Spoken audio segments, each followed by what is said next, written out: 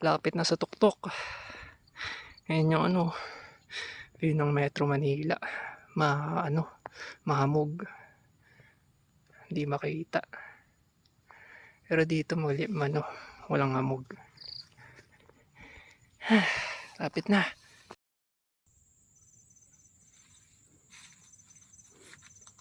Sulo ko bundok. Ito na yung tuktok. 735 meters above sea level.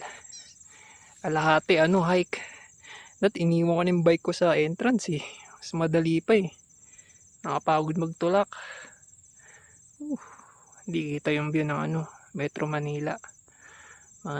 Maulap sa baba. Mahamog.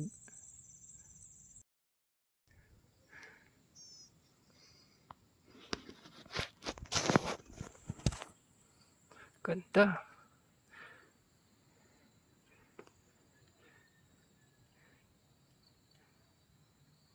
Solo ko yung Mount Balagbag.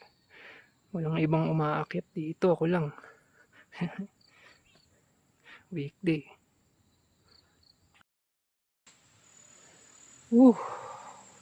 Ganda dito. Ang tahimik.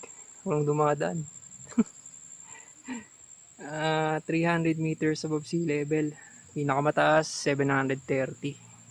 Wala pa sa kalahati. Yung paakyat to. Lalaki ng bato. 14.5% gradient. Tapos ganito. Puro putik, dumudulas yung gulong. Okay sana to kung tuyo eh. Kaya pa eh.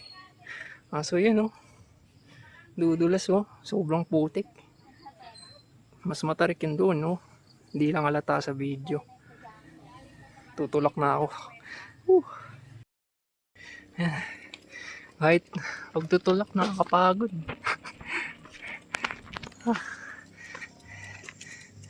Hindi kaya talaga.